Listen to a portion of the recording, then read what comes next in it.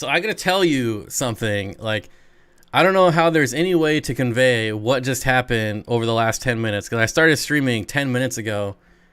And everything I was talking about lined up with chat. So it looked like 100% normal to me that I was live streaming, even though I wasn't. I swear. So, like, Trish said that her shell dwellers had fry, and I was like, oh, what kind of shell dwellers? And then she answered, like, what type of shell dwellers they were. Like, ooh, that was interesting. It was crazy. Like, the chat lined up with everything I was saying. I don't know. It's some weird Twilight Zone stuff going on here. I don't know. Well, I'm not going to say hello to everyone again because I already did. But let's get started. Thank you, Candy, for the $5 super chat. We're going to let get some people time to roll in here. And I have no idea what channel I was streaming on and why they keep changing my stream key. I don't know, but whatever. It's probably out there somewhere. If you haven't liked the video, be sure to leave a thumbs up. I would appreciate it. And if you know anyone that might enjoy the stream, go ahead and share it out. I would appreciate that too. Man, I guess yeah, that was a big fail, but it was interesting. Like, I don't know how to explain it. Like, I'm going back and looking through chat, and I wish I could replay. Like, I was talking about chili mac, and you guys were talking about chili mac. So I was like, we're all talking about mac and cheese and chili here. Oh, that was crazy. Apparently, you don't need me. We can handle this without you. Yeah, apparently, Mr. Manifesto. That was crazy. Crazy. Man. UPS for Living the Dream says, oh no, my membership ran out. Did it? Because you're still green. I don't know. Who's the one person that has the alarm for the stream but then dislikes? What the heck? Oh, that's normal. That's normal. I have some super fans that love to dislike, and that's perfectly fine. And since we're going for dislikes here, if you want to become a member, I would appreciate it. You can help support me and the channel. If not, then that's all right too. Just hit the thumbs up. For the entertainment factor, T-Shot with a $2 super chat. Thank you. I appreciate it. So I was rambling about corridoras for a while in my other stream. And but I want to talk about shell dwellers for a minute. Because shell dwellers are a bottom dweller. And I feel like they're a bottom dweller that nobody talks about when they talk about bottom dwellers. Like, everyone talks about corridoras and plecos and loaches. I've talked about like apistos being bottom dwellers. Dislike spike. Did it? Yeah. I don't know. I can't see dislikes. I can only see likes, unfortunately. But it's a very good way to get dislike, is to start talking about memberships. It's pretty funny. We missed the corridora spiel. Yes, but we're gonna get back to corridoras. Don't worry. Because I think they're probably the best bottom dweller out there, and even better than shell dwellers, Sean. Even better than shell dwellers. I had a pair of multifasciatus now for a very long time, until recently I lost the female, so now I have one lonely male just sitting in a tank by himself. And hopefully whenever things settle down for me and I can get established, I'll be able to get him some buddies, maybe some females, and start that colony again, because they're one of those fish that I like instantly regret getting rid of.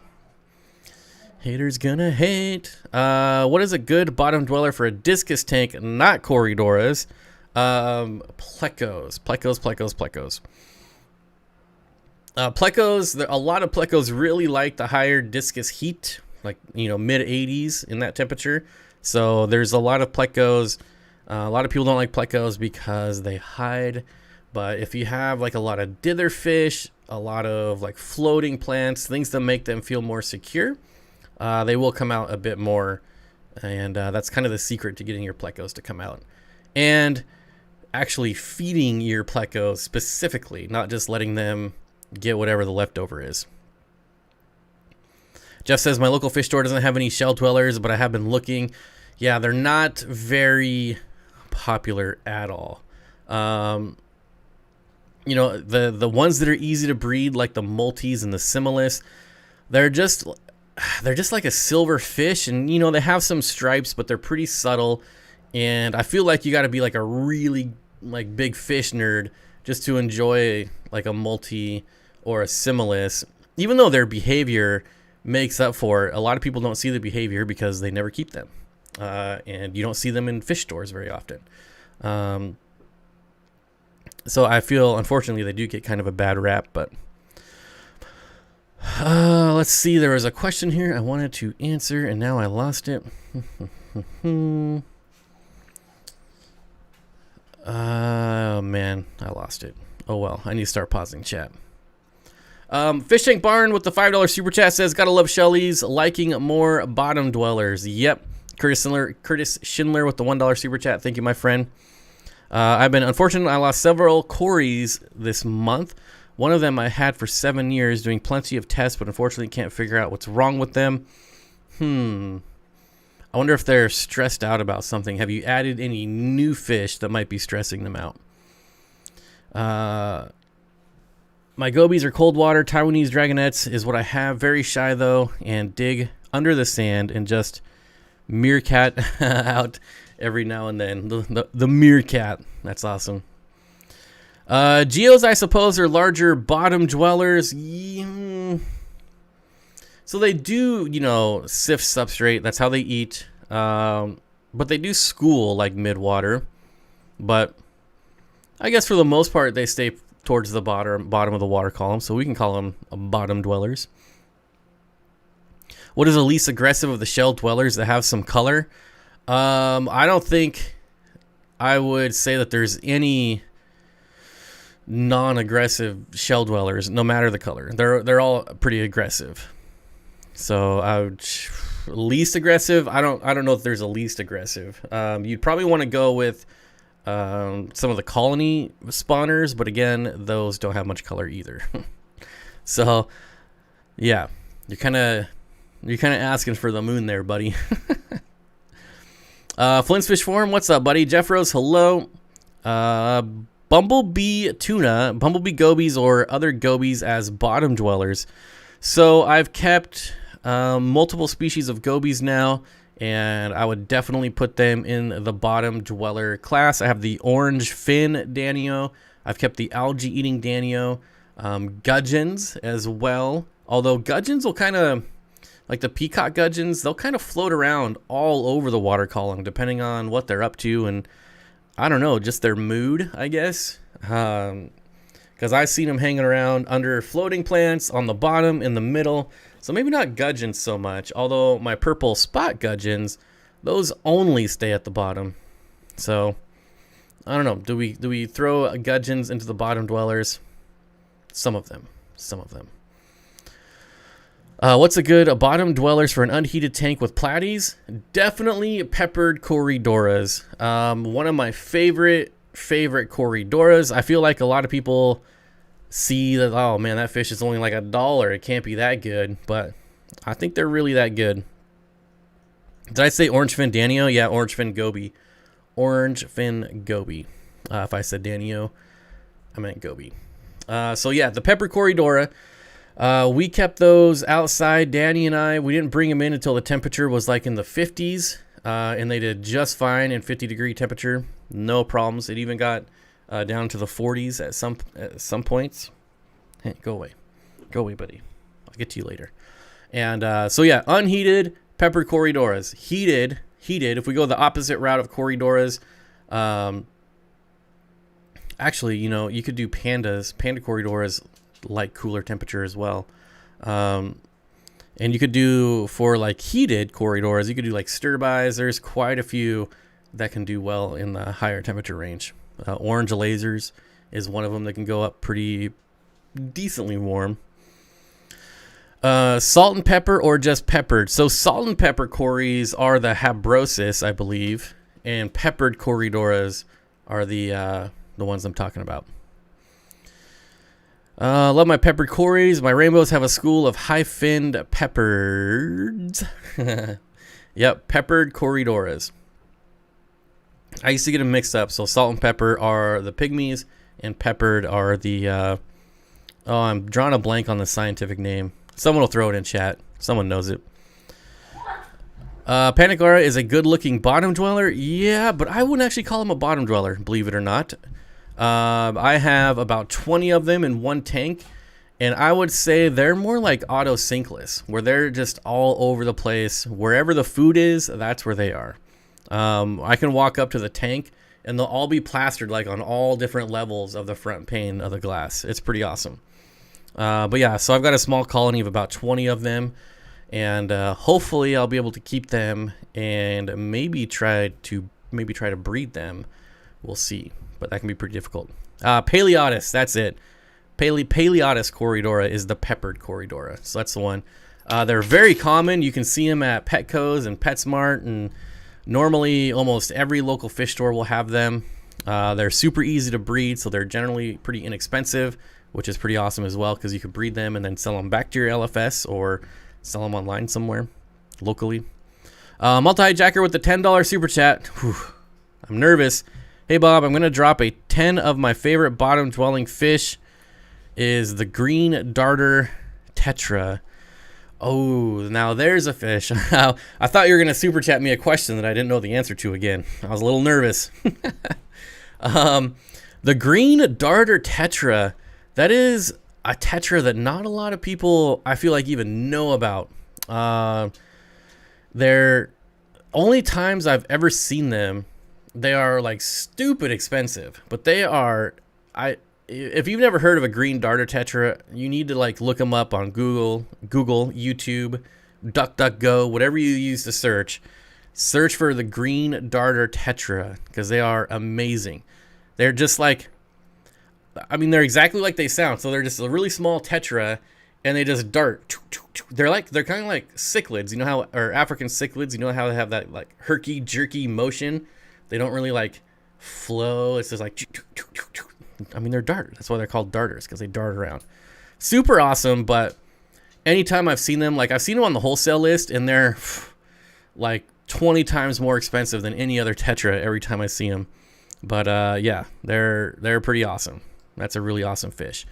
I think somebody mentioned earlier, maybe not. See, this is why I need to pause chat. Anyways, I use Ask Jeeve. Yeah, Alta Vista, web crawler, any of them, they all work. Netscape, you know, whatever floats your boat. Regina Phalanges with the $15 super chat says, just ordered 4 orange laser cories and 2 blue-eyed bushy-nosed plecos from Aquahuna. They are an amazing company. Already received a bunch of shrimp from them. Super beautiful and healthy. Excuse me. Gotta take a break.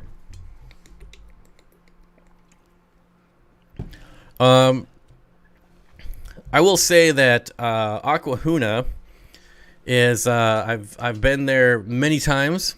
The owner, Jerry, is super duper nice, just a really nice guy, and they've really stepped up their game. And I'm just assuming that has everything to do with Aquarium Co-op, because I know like he wouldn't team with a company that had terrible customer service or anything like that. So yeah, they seem to really be up in their game, and a lot of people are. You know, I see their name everywhere now, so, you know, good for them. Ron Foss, Fish Housekeeper, welcome to the Steen Dream team. Thank you. I don't know what I said last week, but I don't know. Maybe I don't know. It was 2 weeks ago. I lost like 6 members in one live stream, so I really offended people 2 weeks ago. But I don't know what I said. I called a bunch of people in Florida idiots, but not everyone. I don't know. I was like even trying to rewatch it to be like, what did I say? And besides saying Florida idiots, which I'm referring to YouTubers, not actual, normal people. I'm just the group of Florida idiots that are down there, YouTubers. That was the only thing. So I don't know. I feel like I've crapped on a lot of states, and I've never lost that many. So whatever. What are you going to do? Thank you. Thank you, Ron Foss. I don't know why I just went on that little tangent, but that's what I do. What egg-laying fish would you recommend to start breeding? Also, do you have any details on how Corey's pups are doing? I have 0 details, and if there's not like a specific egg-laying fish, and what I would do is, I don't know if you have local fish stores, I would go to them and ask them what their most popular fish are, as far as like tetras or rasboras, and I would breed those. Again, if you're not looking for anything specific, that's what I would do. That way, you have somewhere to, unload the fry, because some of those egg scatters, I mean, you can end up with like 1,000 fish pretty easily. So that's what I would do. Do you know why they won't ship in Washington? I was trying to buy some from them. Yeah, they won't ship in Washington because they're based out of Washington and they supply Washington stores. So then they would be direct competitors to the stores they are supplying, which makes sense to me, which is why they don't. So they would. I don't know, if I owned a pet store and the person I bought fish from was selling fish, then in my area, then I'd probably stop buying fish from them. So they'd probably lose a lot of business. I don't know. Neezy says, I didn't talk about goldfish enough. Unsubbed with all my sock puppet accounts. I feel like goldfish have really just kind of gone away, right? I feel like Solid Gold Aquatics was one of the most, more common goldfish channels. There was the green something lady, and she stopped making videos, and I know Solid Gold is back, but she's not really doing goldfish anymore. The goldfish creators have just really kind of just gone away. I don't know what's going on. Michael Faulkner with the $5 super chat says, thanks, Bob, always enjoy the show. Rooftop tent. Oh man. Rooftop tents. I feel like at some point on the other channel, we'll get a good rant in on rooftop tents. Stu Dog says, that makes sense. I was just wondering what the easiest one would be to start with. So the thing about egg scatters is that generally they're not that difficult. The hard part is with any egg scatters is keeping them from eating the fry. But once you got like your screen down or your rock bed, however you're doing it, once you got like that technique down, it's really just not that hard. It's just a matter of feeding them a lot so the females fatten up and give you lots of eggs. Mile High Pleco says, dang it, I'm late, even though you were here before the stream. I'm not sure how that works, but what's up, buddy? You are here for the stream that matters. Yes, the one that matters. Mr. Manifesto says, I bought 4 feeder goldfish about 9 months ago. I have them in a 75-gallon. They look awesome. Bringing it back to the roots. Yeah, I know. I mean, goldfish have been getting a bad rap, especially fancy goldfish.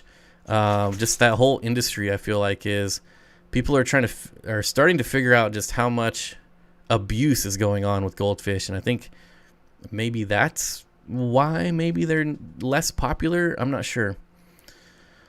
Irene said I had to end all of my memberships because of COVID. Oh yeah. I would hope that my membership would be the first thing people cancel if, money becomes an issue. I would hope, like, ditch me before anything else, because this is just, I mean, it helps me, but it's also way more important for you to have food and shelter. So yeah. And I have no ill will to people that were members and are no longer members. I still love everyone. Doesn't matter to me. Mosses worked for me with egg scatters. Mosses would be pretty good. I like doing the screen method where you take like a 5-gallon tank and you remove the bottom plane and the bottom pane of glass and do screen, and then set that inside like a 10-gallon tank, and then all the eggs like fall through the screen, and you keep like all the tetras in that little 5-gallon little area. Who did I learn that from? I think it was Ted Judy. I think I was watching one of Ted Judy's videos, and he did that. I could be wrong, but I'm pretty sure it was Ted Judy. Regina says, Jimmy Gimbal, you rocked the Jiffy Pop. You rocked the pop, my friend. Yep, that's an option. I'm unmembering. It's always an option. Always. Yeah, I kind of want to promote memberships because I'm pretty close to 200, but I'm not really that kind of person. But anyways, I'm not going to talk about memberships anymore. Don't worry, folks. We're done. Thank you so much. I was thinking maybe cribs after I saw Corey's video. Would those be easy? Also, they look like they were really interesting parents. Cribs are insanely easy to breed.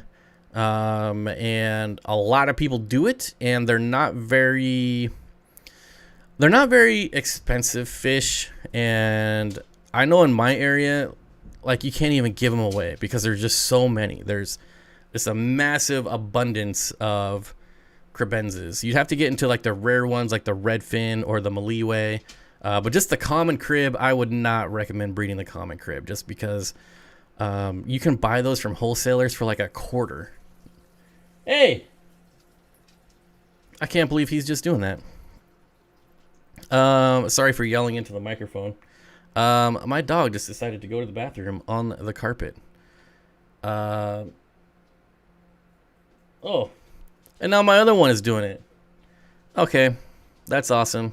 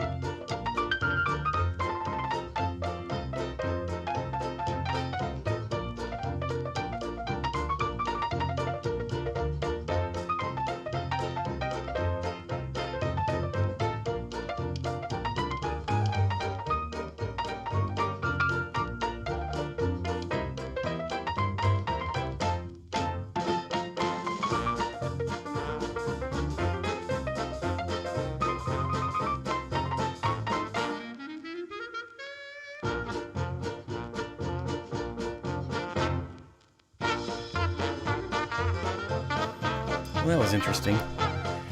That was interesting.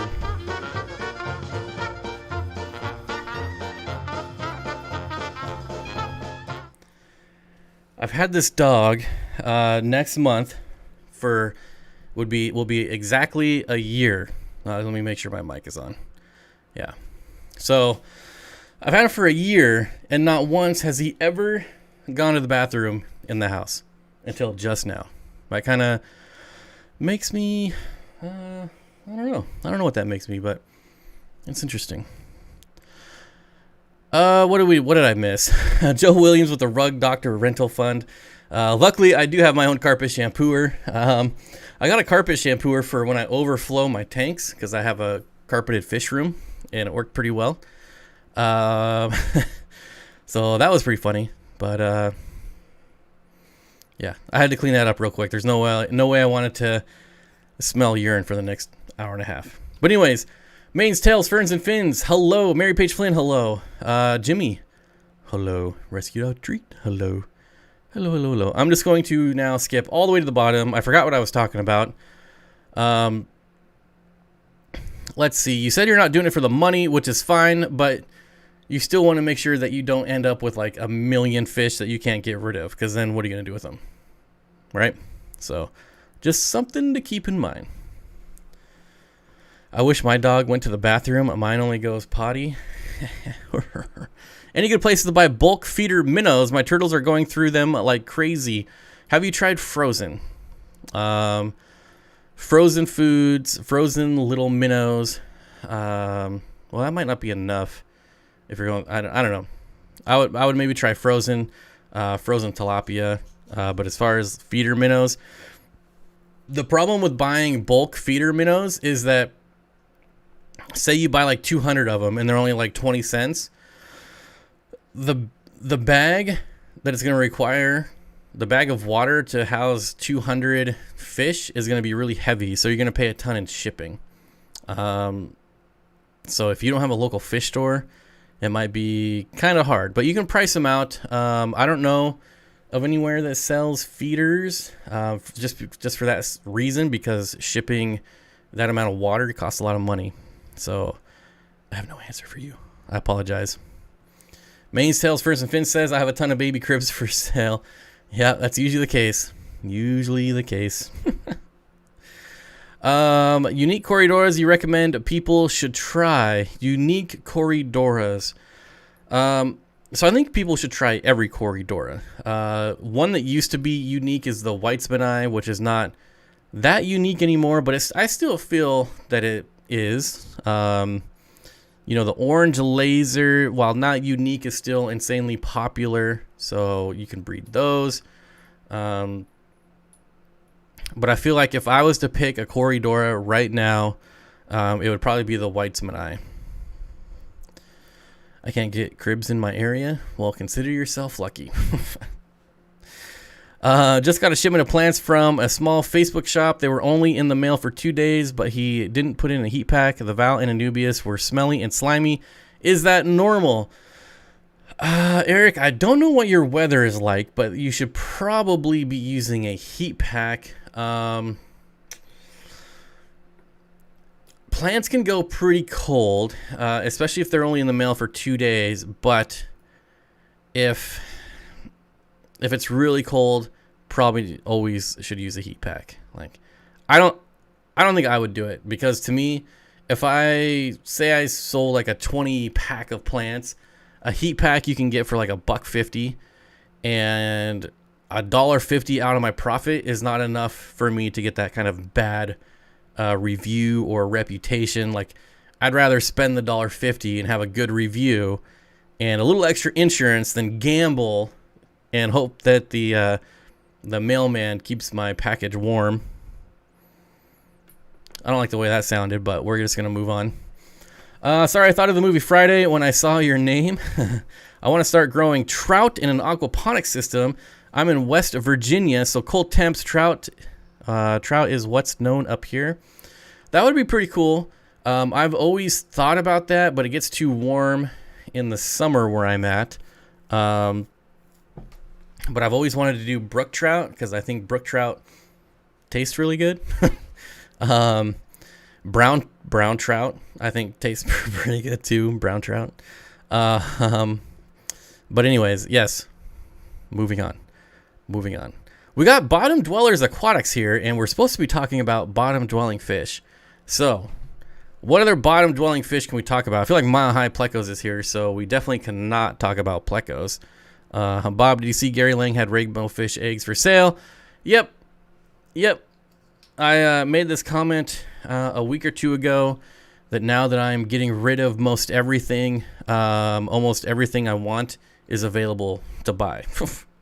Things that I've waited years on to buy are now available, and I can't buy them. Not so good at trolling says loaches. Now, I love loaches. Probably one of my favorite groups of fish. I actually got a bunch of them up here right now. Maybe here? There we go. All kinds of loaches. So I would classify almost every single loach as a bottom dwelling fish, except for the Sewillia loach right here. Because these guys, the Hillstream loach, they're all over the place. They're not really specific to being a bottom dweller. But you can see all these other loaches, all of them are on the bottom of the tank. So definitely a bottom dweller for sure.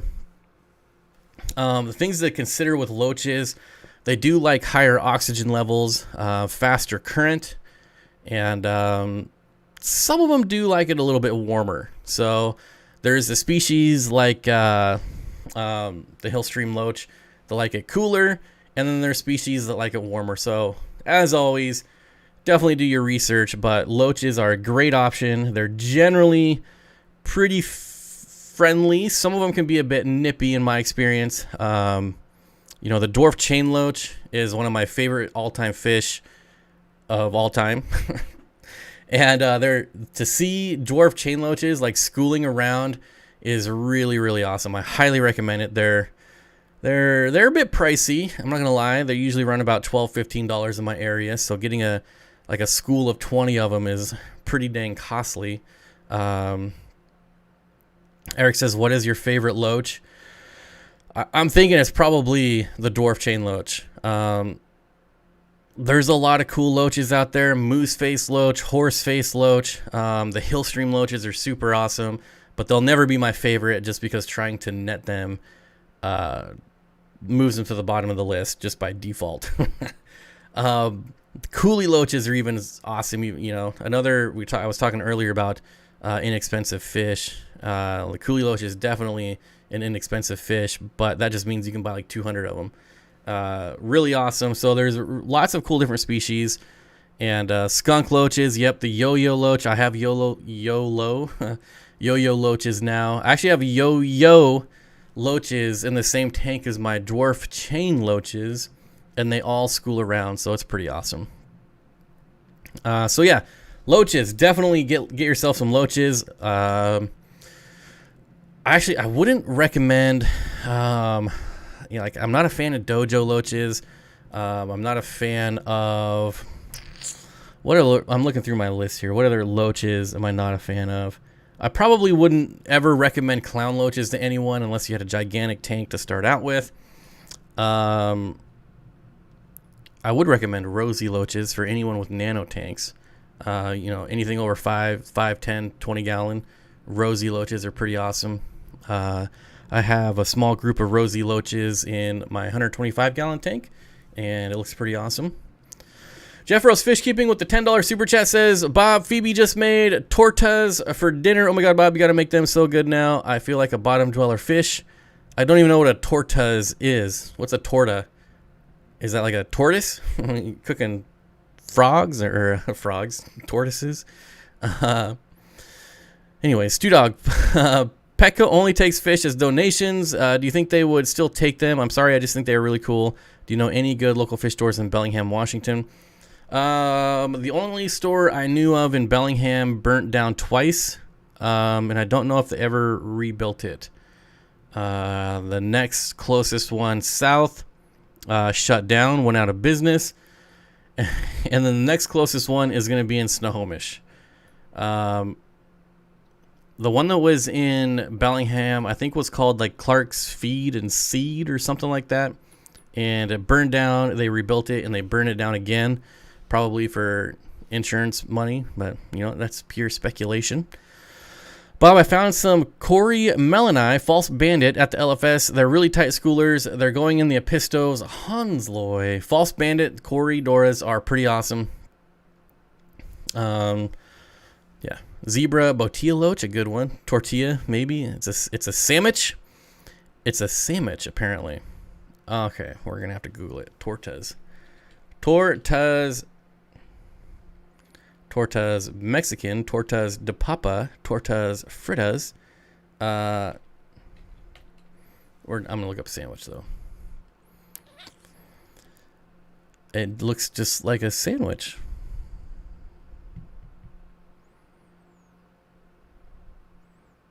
So it's a sandwich. Why not just say sandwich?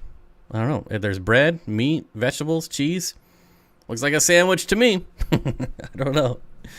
A good thing I didn't get any dojo loaches. They were still pretty, though. Yeah, I'm just not a fan of them. Honestly, I think they're kind of ugly. And I don't know. Sue me. I don't know. I'm not a fan. If you're a fan, then get them. I'm just not a fan. That's the nice thing about this hobby. We don't have to like the same stuff. Good thing I didn't get any. Oh, I just read that one. You need to get out more, Bob. No, they need to bring them to me. All right. If it's something worth having, then it needs to be brought to me. Just saying. Well, I don't want to go anywhere. I don't like people enough to go outside. Bob, I found some. Oh, I already got that one. Going down. A torta is a Mexican-style sandwich. Delicious. So it's just a sandwich. I mean, I love sandwiches, so I would try it.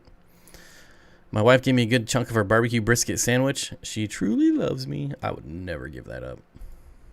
I don't care if you're laying in a ditch on the side of the road starving to death. You're not getting any of my brisket.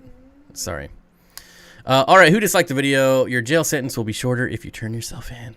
Because the Earl of Sandwich didn't live in a Spanish-speaking country. A school of 8 Aspidora. Aspidoras are a great little Corydora. They're pretty controversial fish, believe it or not. When you start getting into like the real, like hardcore Corydora, Aspidora people, so many of them are misidentified, and like you really got to vet the person that you're buying Aspidoras from. So I'll let you guys take a look here. So this is what we're talking about with Aspidoras. There's probably, I would say, like 4 or 5 species that are kind of common in the hobby, and they get mixed up a lot. You can see they all, I mean, of course, these are all like one of the same fish, but maybe if I scroll down a little bit, they do kind of look very similar. All the different types look kind of similar. So it's funny when you get into these like Facebook groups or online auctions and you're listening to people and they start fighting on what species they are, if they're hybrid, and yeah, it's pretty funny, but still a really cool fish. If you could ever get a hold of Aspidoras, any type, I would highly recommend them. Zebra cories are awesome, and they still called CW. Oh, are they still called? I don't even know if they're called zebra cories. That's just what I call them because they look like zebras. But they are still CW111. Generally, the CW number doesn't change ever. It's the scientific or definitely the common name that changes a lot. Can you put 4 platies in a 10-gallon tank with a pH of 6.5? Yeah, they'd probably do all right. It's not ideal. Most live bears like higher pH. I definitely probably would not go lower at all. Do you think I can overwinter Variatus platies and white cloud minnows in South Carolina with winter temps as low as 20 degrees? I've heard it's possible. Also, red cherry shrimp.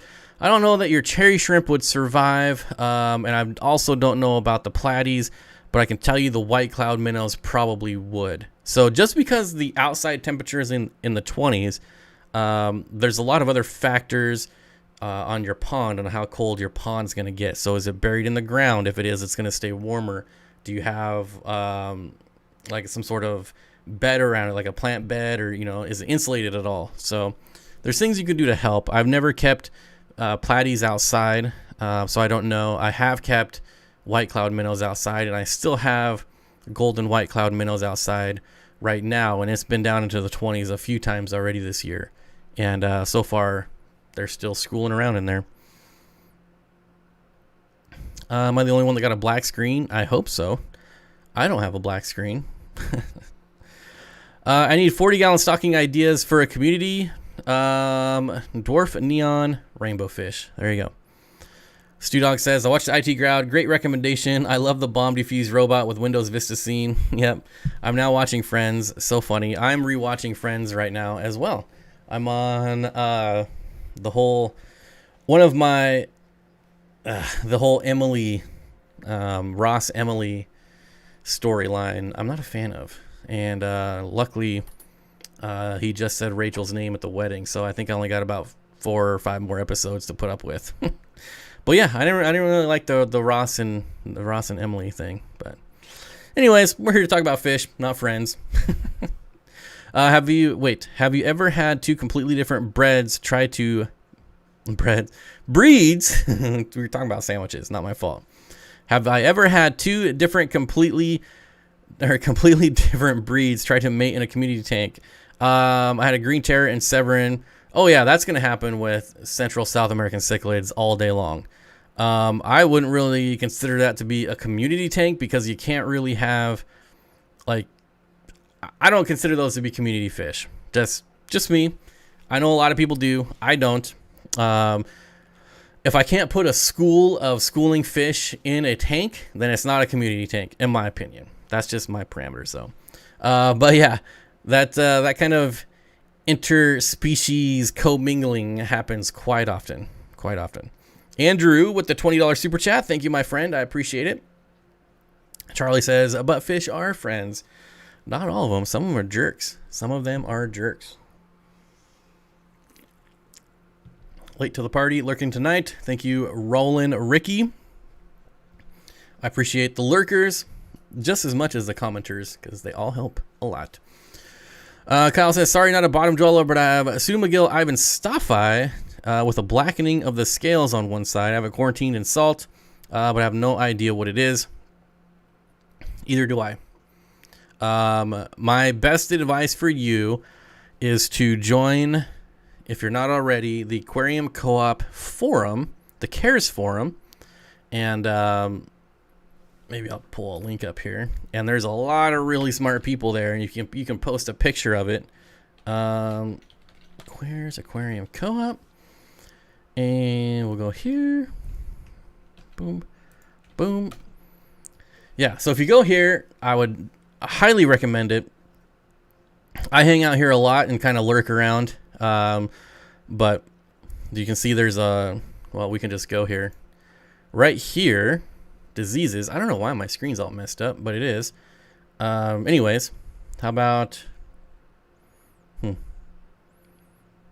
don't know. But anyways, diseases right here. You can click in here. And, yeah, you can post a picture. See everyone's doing it. And get a lot of really good advice. And it's easier to help someone out with a fish disease if you can actually see it. Ooh, someone got in trouble. I have to see what they said. Say hi, Ashley. All right. I just had some Pseudocren labriatus multicolor Victoria breeding. Awesome fish. Got them locally from a trade. Yep. The Pseudocren crenolabris multicolor Victoria. Victorian cichlid. Really, really awesome fish. I used to have them as well. Cool Murphy hat. Thank you, Purple Cat. I agree. It's getting pretty worn out, though. I'm going to have to message my brand ambassador manager and have her send me another one. Do you know of any good thermometers for getting an accurate quick reading while doing water changes? Patrick's Aquatics. I would use the meat thermometers that you use when you cook. Yep. So just a cooking meat thermometer. That's by far my favorite way to do it. You can just be like doop doop doop doop doop. If you have like 110 gallon tanks, you can just cross contaminate all 100 of them and get the reading on each one. If you don't want to cross-contaminate, you can just get the little laser pointer ones, which are not the most accurate, but at least it gives you some idea. You can kind of gauge, if you will. And eventually, if you do it enough, you'll kind of learn. Maybe it's off 2 degrees, so it's really 2 degrees warmer, 2 degrees colder. Eventually, you'll figure it out. So, yeah. But I would recommend the meat thermometer. JFK2 with the $10 super chat. Thank you. I appreciate it. Just cuz, he says. Thank you. I appreciate it. Just had some. Oh, I just got that one. Can extra large Amano shrimp survive in a heavily planted rainbow tank? I would say not only could extra large survive, but large could survive, mediums can survive, and even small Amano shrimp could survive. So rainbow fish, they might go after shrimp, but more often than not, they're not really successful. They could cause some damage. They might even kill it. But the problem with rainbow fish is that they have really narrow throats. And so it doesn't take a very big shrimp for them to just not be interested in. If it was like a little shrimplet, you know, maybe a couple weeks old, they're probably going to go after it.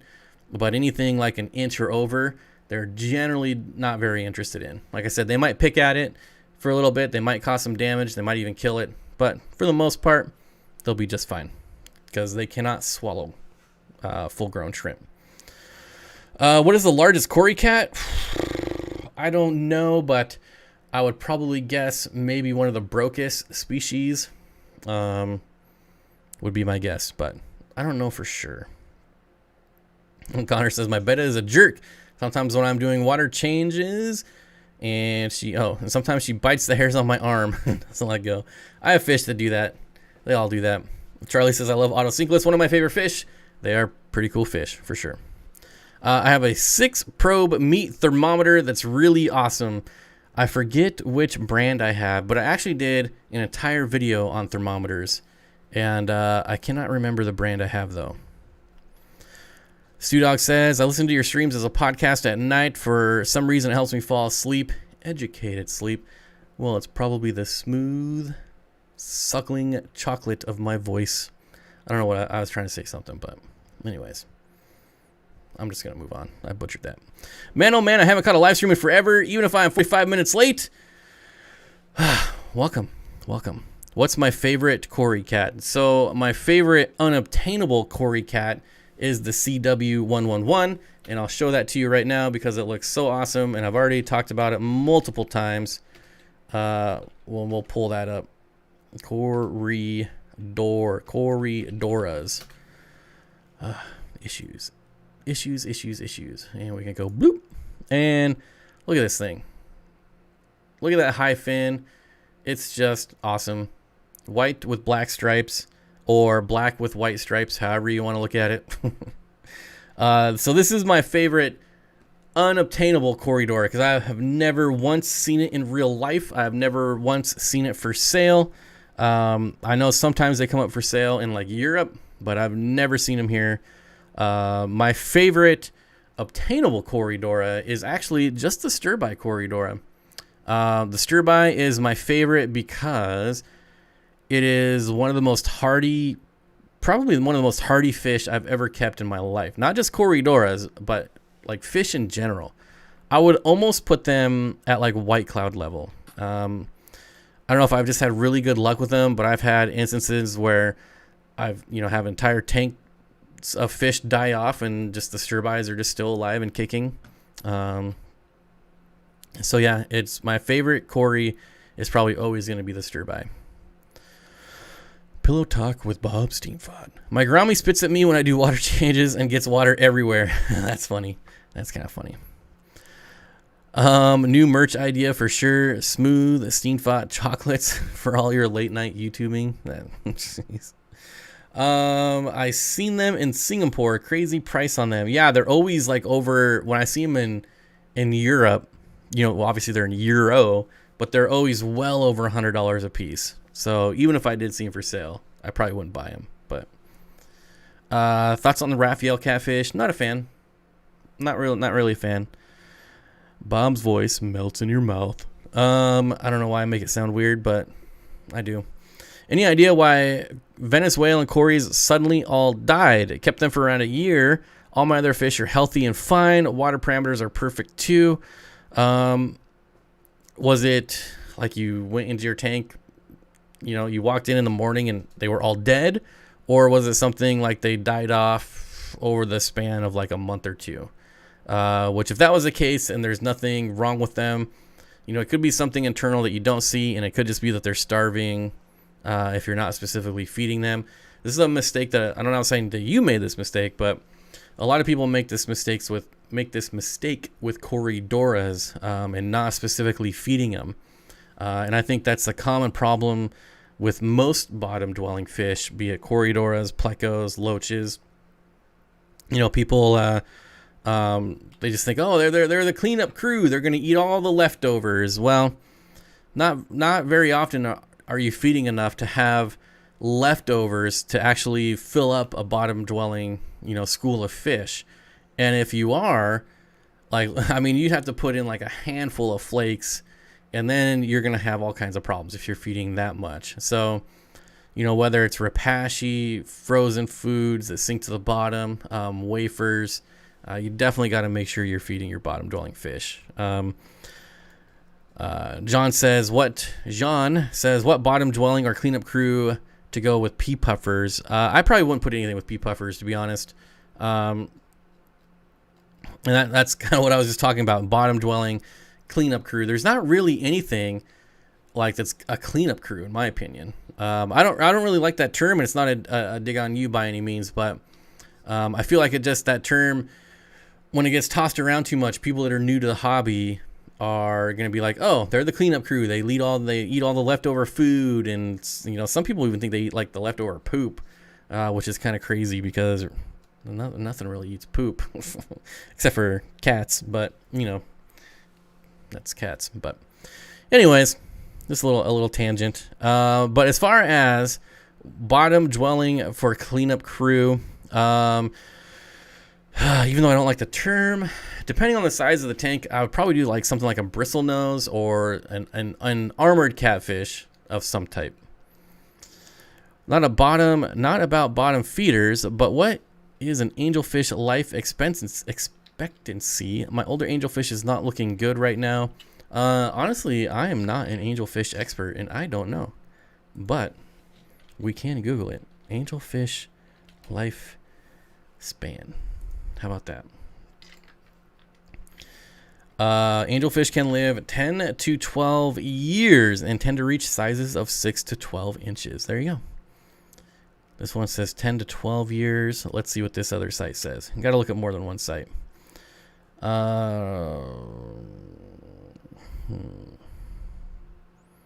This one says 7 to 10 years. I would say average 10 years just by looking. And Tom agrees with me. So there you go. I've actually only kept angelfish a couple times. So when I first got into the hobby, I had angelfish. And then I have angelfish now. I have Leopoldite angelfish. And I got them at somewhat small size. And I've had them for about 3 years now, maybe. And so once they die, I'll let you know how long they lived. It sounds terrible, but so far they've been pretty bulletproof. I like them. But yeah, not specifically a huge fan of angelfish. And it's just one of those things that, like, I'm that kind of, I don't know, eccentric person that likes rare stuff. I like stuff that not everyone else has, and everyone has angelfish, so I'm not going to keep angelfish. And that's pretty much how I am about everything, really. All Things Fish with the $5 super chat says, Fish Fun. Hey, Bob, I hope you're having a fantastic night. I am, now that I'm streaming. I've been looking forward to streaming probably since Friday. I'm back stateside and can share some love now. Well, thanks, All Things Fish. No guarantees on tomorrow, though. Just throwing that out there. I'm going to try, though. I'm going to try. You have the same like to view ratio as Mr. Beast. Well, I mean, I did teach him everything he knows about YouTube, so that makes sense. Bob, thanks for the tip on the 40-gallon tank for the gold ocelotus. Really enjoying them. Question, is there any easy way to sex the males from the females? As adults, it's pretty much size. And the males will always be more colorful. But until they're actually adult size, it can be pretty hard. It can be pretty tough. But once they reach adult size, it's generally pretty easy because you can just, like, okay, this one's hanging out in a shell, and this one's scooting around trying to pick fights with another one. So the one in the shell is the female, the other one's the male. But like I said, they do get a bit more colorful as well, in my experience. But you just as fry and juveniles, it can be pretty hard.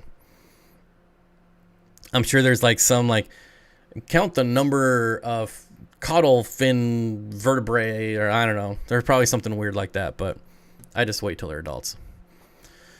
Also, a mix of rasboras and a pair of honey gourami in the same tank. I don't know if you're asking a question, but yes, that would work. Charlie says, I have Panacories, Coolie Loach, Yo-Yo Loach, Hillstream Loach, and Auto Sinkless, and my 29 with 3 pea puffers. Cats don't eat poop.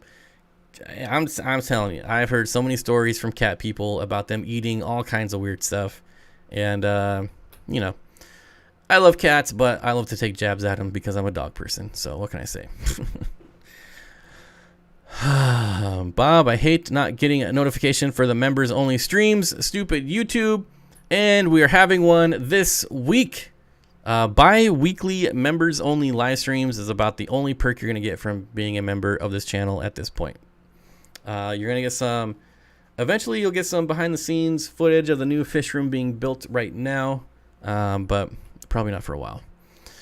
Anyways, enough member talk. Hey Bob, did you fix French toast after the last stream? No, but I bought the bread. I did buy the bread, but I haven't made it yet. And now I went so long that I had to put the bread in the freezer so that it wouldn't go bad. So now I have to defrost my bread. I've been on this pancake kick lately. I found a really, really good pancake mix that I really, really, really like. So I've been making a lot of pancakes. You have the same. I have so many cats. That's true. I feel like I'm always gonna trip over a cat when I'm at your house for sure, and they're always like running up behind me. I think I'm gonna get shivved, but that's your dog that stabs me in the back every time I'm there. If Bitcoin hits 55,000, I'm buying a group of 6 zebra plecos and to try and breed. There, I said it. I'm not taking it back. There you go. You could probably get a lot more than 6 with 1 Bitcoin, though.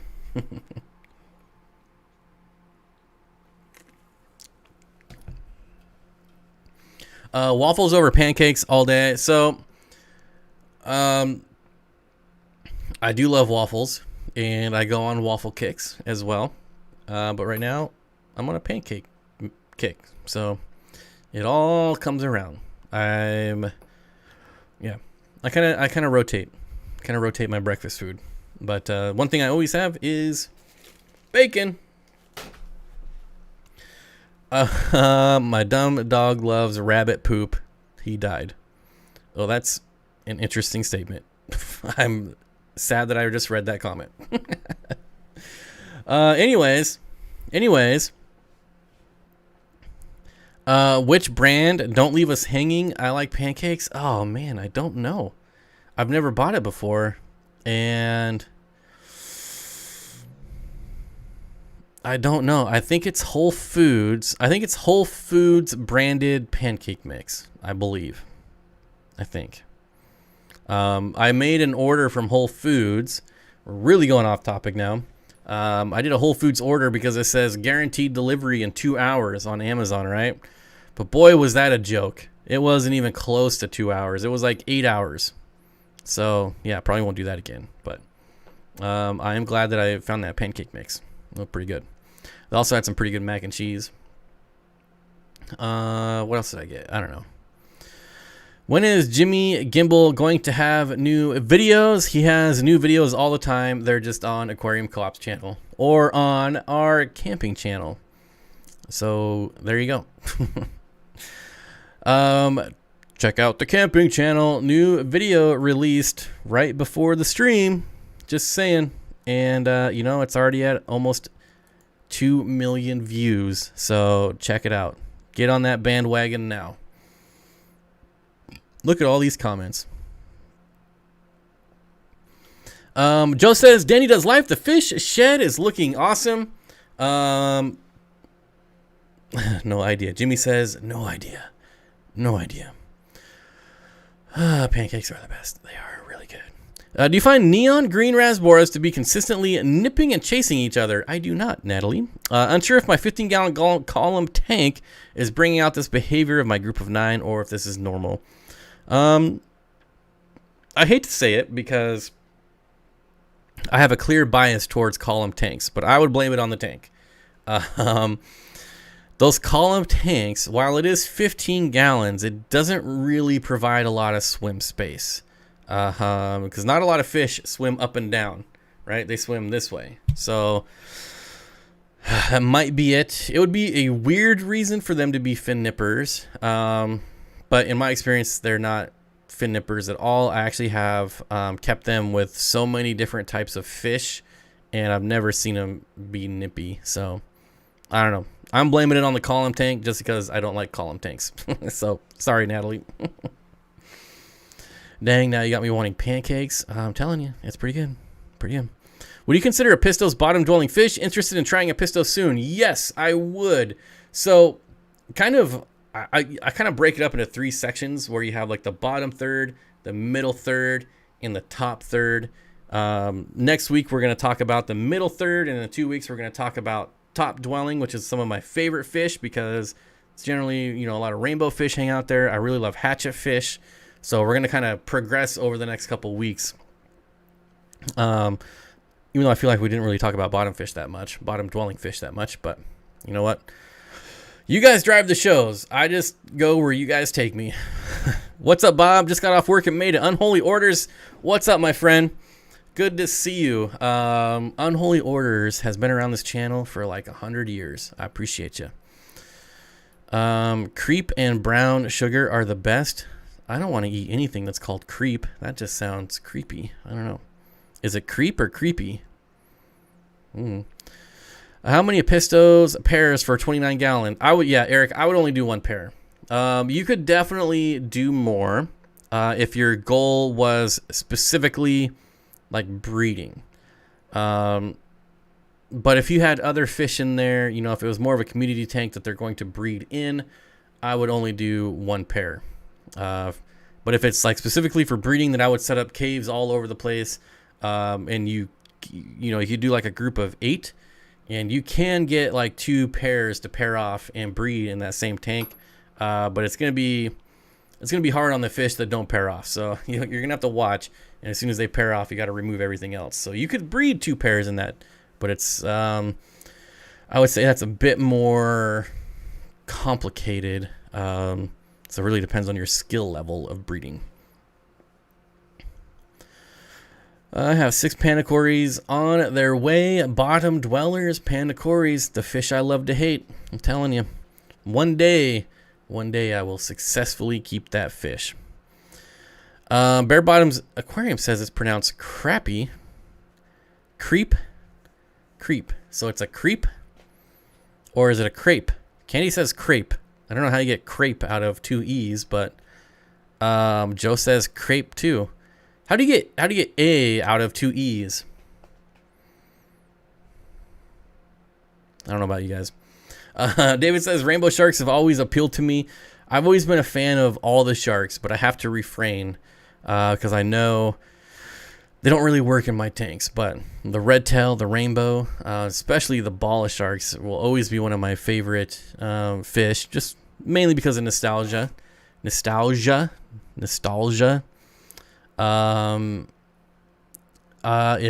French. It's French.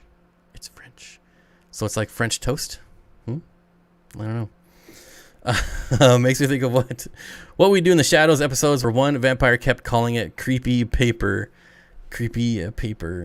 I'm just wondering how long I can troll you guys, and you guys keep believing everything I say. Like, that's not how you pronounce it. I don't know, but we'll see. It's really actually pronounced crepe. It's French, so it's crepe. Bob's got to be messing with us. Say somebody finally figured it out.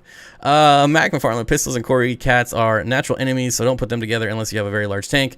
I have successfully kept a pistos with Corys, no problem. The only time I've ever ran into issues is if a pistos pair off, and then they're not gonna like any fish being in their little territory. Otherwise, I've had no issues. Just how many people did I just troll? I gotta see how many people are in here. Almost 400 people. I think I just trolled like 300 people. That just brightens my day.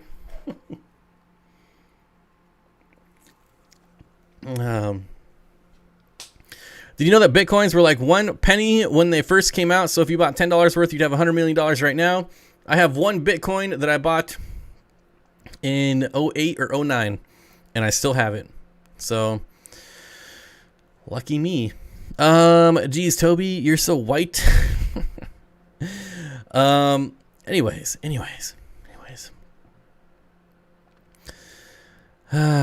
Bottom Dwellers Aquatics. You're the only one that gets me. Teach me your trolls. Well, see, when you act stupid on live streams for like 4 years, people just believe that you're stupid. And so it really makes it easier to troll people. Because most of the time, I am stupid. But every once in a while, I'll sneak one in on you. I always think of Talladega Nights when I hear the word creepy. I do love a good troll, to be honest. Going with the caffeine one tonight. Yes. Yes. It was on sale on Amazon. So, yeah, I love this stuff. It's so good. Cash that bad boy out. Yeah, so the little... I paid about $3 for it. And it's on a hard drive somewhere. And I don't know where. It's in a garage somewhere, packed away. And so that's kind of the issue. I got to find it. I haven't found it yet. But I did buy one Bitcoin. We did it when I was in college. We were doing our little hacking class. And we're like, hey, let's all buy a Bitcoin. And so we all bought a Bitcoin. And now I don't know where the hard drive is. So it'll show up eventually, I hope. I wasn't a bottom dweller until I met your moms. Oh, that's a good one. That's a really good one. The old your mom jokes. This is like 2003 right now. I have them together as well, but I still say you shouldn't unless you know the Episto's personality. Yeah, you really... I feel like that's way with most cichlids, like... especially dwarf cichlids, you really got to know when they're going to be aggressive. And so as soon as they pair up and you see them pair up, that's when you got to start paying attention. Like if you have a Pistos and a 10-gallon and they pair up, it's not really going to be looking good for anything else that's in that 10-gallon tank. But if you have a pair of Epistos in a 55-gallon or a 75-gallon and they pair up, I wouldn't even be worried about it because there's so much room. Irene says, I'm back. I have 3 bronze cories, 1 pepper cory surviving from my broken 20-gallon. How can I make them most comfortable? Well, you could buy a couple more pepper cories. And I like 6 is my minimum. A lot of people say 3. And, you can mix species. But, having like one Similis, 2 Equus, 2 Sturbis to get to your 6 is not ideal. They do like to be with their own kind. So, I don't know. I don't know what size tank you have right now, but at least get 3 of each. But, if you can get up to like 4 or 5 or even 6 of each, that would be best. Would German blue rams be considered bottom dwellers? Mine have spent most of the time at the bottom. Yep. I would do German blue rams, Bolivian rams, all Epistos. Really almost any dwarf cichlid could fall into that bottom dweller. Barb says, Bob, I love your channel because you love and talk about my favorite fish, cories, Epistos, rainbow fish, tetras, good work. I just love community tanks, and those are awesome fish for community tanks. Nothing wrong with the people that like to put one gigantic fish in a 300-gallon tank. But to me, having multiple giant schools of schooling fish in a 300-gallon tank would be way more interesting to watch for me. So, it's all about personal preference. You have a 20. Is it 20 long or 20 tall? Does it really matter? I would do, you're definitely going to want at least 3 of each. At least 3 of each. But you could step it up to 6 of each, but it's going to depend on how much maintenance you want to do. Because that's going to be a lot more poop, which means more water changes. So I would at least try to get it to 3 of each. So you only need 2 more. And I would start there and then see how they do. I keep an emerald cory and a longfin pepper cory together. They get along fine. Oh, yeah. It's not that they're not going to get along. It's just that they prefer... you could get like 20 different species, one of 20 different species, and have 20 different species in your tank. And they're going to, for the most part, they'll hang out. They'll school together. But it's still, if you do 20 of the same species in one tank, it's completely different behavior than 20 mixed species. So that's what I mean, like, when when I'm observing my fish, that's just one thing I notice with Corridoras is that they like to be, they prefer to be with their own kind. They'll hang out with other species, but the behaviors of when they're in a group of their own kind is different. They seem to be happier. Not that they're unhappy, if that makes sense. What else do we got here? I'm going to say I love crepes. One dwarf cichlid species to watch closely is Nanacara. I don't know. They turn into killers when they mature. Let me take a look at this, Paul. And I know of a few. Oh my gosh, I just written that. Of the Nanacara species, but I'm not familiar with this one. Let me Google it. Let me duck go it. Is that just a typo? Is it the golden dwarf cichlid? If you're talking about the golden dwarf cichlid, which is the Anomala, I've kept that one a few times, and they can be angry. They definitely can be, but I've kept them with rainbow fish. I had them with a group of blue emperor tetras. Either blue emperor tetras or black neon tetras. I don't remember. Let's see. Hold on a second. Hold on.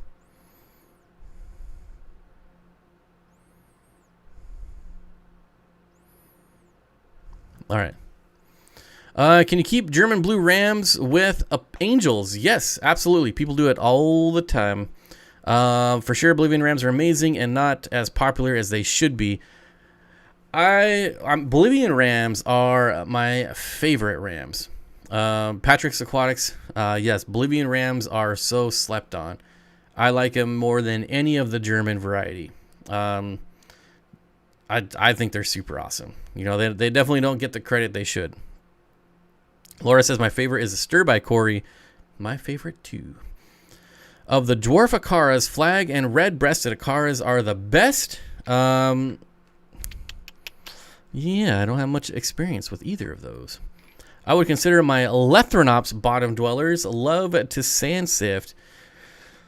Would I go that far? So a lot of African cichlids like to sand sift, but I wouldn't call them bottom dwellers. Hey, how you doing? I've kept Lethrinops before, and they were always schooling around mid-water. So I don't know. I don't know that I can be on board with those being bottom dwellers, but I can be on board with them being awesome fish. So there you go. I can never find Bolivian rams available. Then when I see them, no open tanks. Yeah,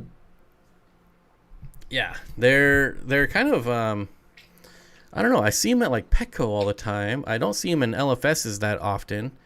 I don't know. I tried to bring some in when I was selling fish, and they just never came up on any wholesale lists.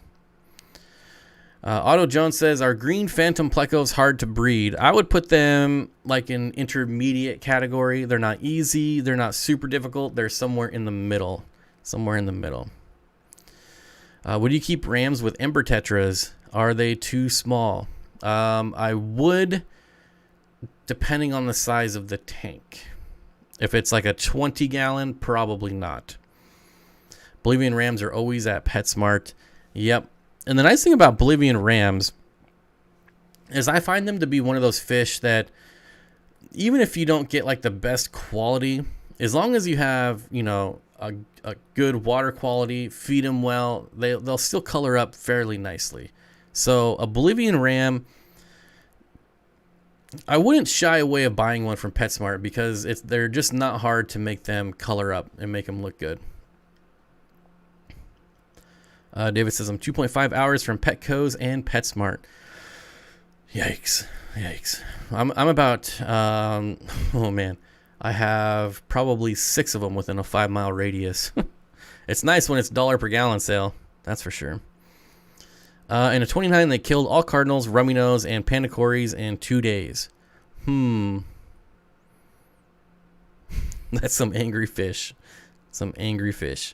Brian says, Bolivians have a ton of personality. That is true.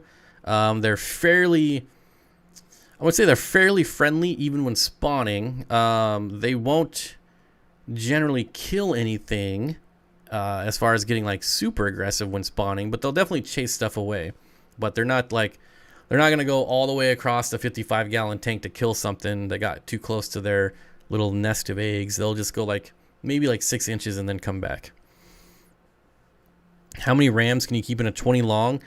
Well, it depends on what type. Bolivian rams get fairly big compared to their German counterparts. I would probably just keep a pair of German rams in a 20 long. Recently got mates Corys as a bottom dweller. Like panda Corys, but with a black stripe instead of blotches. Are they the skunk? Do they have the black stripe all the way down their back? Might be the skunk Corridoras. Do autos eat wafers? Not in my experience. They're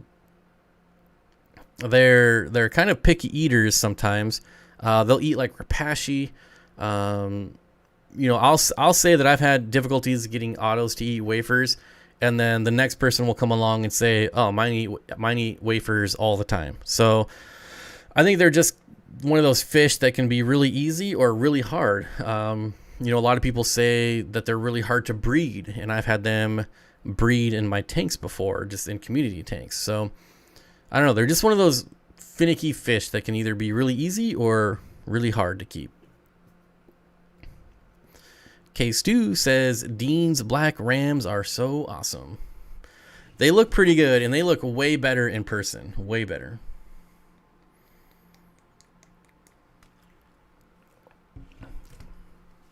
So, yes. I'm gonna butcher your name. Shrest. I'm sorry. I'm gonna butcher it. Anyways, do you know why German ram male is aggressive towards other fish, even to his female? I have a pair in my Nano 20 long low boy with nano fish and some Corey's thoughts. There are definitely those fish that you can just have, one of them be a butthole. Generally, they do like to be in groups. So I would keep them in a group of 6 or 8 or more, or just a pair. I wouldn't keep 3 of one. I wouldn't keep 1. I wouldn't keep 4. It sounds like you just got a jerk, because I've kept them as pairs and not had very many issues. I've never had issues when I've kept them in large groups. They do prefer to actually be in large groups. Dave says, I went to Bolivia 32 years ago. Did you find some rams? I would love to go there. That place is definitely on my list of places to go. My only fish store is of any type is 45 minutes from me. I do a lot online. Yeah, that's kind of way too far for me too. Like, if you're not within like a 5-minute radius of my house, I'm probably not gonna come to your store. My only fish store. Oh, I just read that one. I have spawned autos several times, and the tank raised ones will eat anything. They love Tetra Flakes. Wild caught, not so much. Yeah, like I said, they can be really finicky or not, depending on where they're coming from. When he died, all their fins regrew, and I thought it was an angelfish pecking at them. My German blue rams terrorized my albino Corys. So yeah, like if they're spawning, they're gonna terrorize everything. And it's, again, German blue rams are one of those fish where you can just get a butthole every once in a while. Like they're not like always peaceful fish, but then you kind of get like the hardcore butthole fish every once in a while. Katie says, I have some autos that eat Hikari algae wafers and even bottom feeder pellets occasionally. Started about 3 weeks after I got them. That's interesting. I have a hard time with Hikari algae wafers as far as anything going after them. That's one food that I haven't had good luck with in quite some time. Would you breed fish you are really interested in but will have trouble selling, or fish you are not interested in because they will sell well? I would rather breed something that's going to be enjoyable, even if they don't sell well. It's usually something, if I'm breeding something for fun that doesn't sell well, normally I'll just spawn them once or twice and then move on to the next project. If I don't want to produce like hundreds of them and then not have anything to do with them. Desert Fish, welcome to the Steen Dream team. Just in time for this week's live stream. Most likely Thursday morning. Maybe, well, actually I was going to say I was going to try to do one on Saturday, but we're going camping again. So it'll definitely be Thursday this week.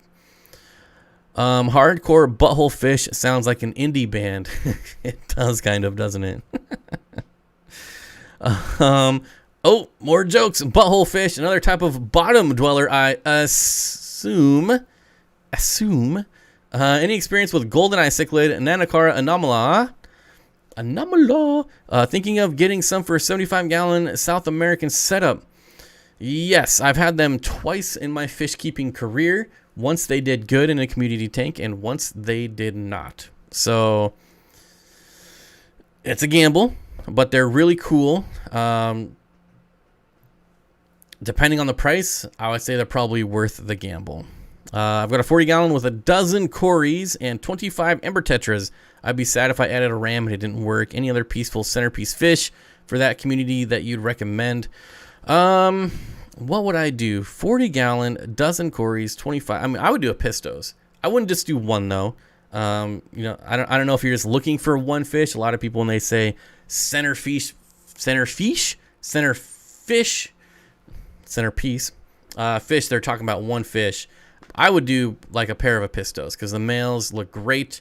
Pistos are not like rams in that they like to be in groups. You can definitely do just a pair, and all of the males look really good. Even the females, when they turn that really like dark yellow, bright yellow, whatever you want to call it, look really good as well. Get a Whirly Pop at Bass Pro. Whirly Pop. What in the world is a Whirly Pop? Have you tried the Extreme Wafers? Yes, I love the Extreme Wafers because my bushy nose plecos love Extreme Wafers, which makes me love them. I would recommend Aquahuna or to fish with 0 degree and below freezing, and all were alive. There you go. How aggressive are Bolivian rams? I would say not very. I want to keep a pair, but I'm scared they will bully my red-eye tetras and autos. I would be worried about the autos. I wouldn't be too worried about the red-eye tetras, and they're only going to be aggressive when fish come to their, like wherever it is they decide to spawn. So the issue is, don't give them, not the issue, but the thing you want to do is not give them anywhere to spawn in the middle of the tank. Because if they spawn in the middle of the tank, pretty much everywhere is off limits. If you put some, maybe some flat surfaces, and they lay on flat surfaces, so put, maybe some flat rocks or something off to the side, and then they'll spawn on one side of the tank, and then all the other fish will stay on the other side of the tank, and they'll do just fine. What would I feed my German blue ram other than cichlid omega flakes? Like any other suggestion, I would do live blackworms. I would do frozen foods. I would do high protein food. This right here is one of my absolute favorite foods because it is pretty decent protein. What is it? 52%. Yeah, that's pretty dang good. And yeah, I love this is the nano pellets. One of my all-time favorite foods. And I love this stuff way more than the krill flake, because the krill flake, I don't know, I could be wrong, but it's only like 30% protein. Maybe. I don't know. I don't remember. Center feast. What do you feed? Oh, I just got that one. I have the blue Axelrada rasboras. Yep, the neon blue rasbora. Pseudomagil luminatus, emerald tetras, clown killies, Kabutii rasboras, which is the neon green rasboras, or chili rasboras, along with Apistos. Wait, I have had. Okay, so I don't think you're asking me a question. You're just stating a fact. Yes, Apistos.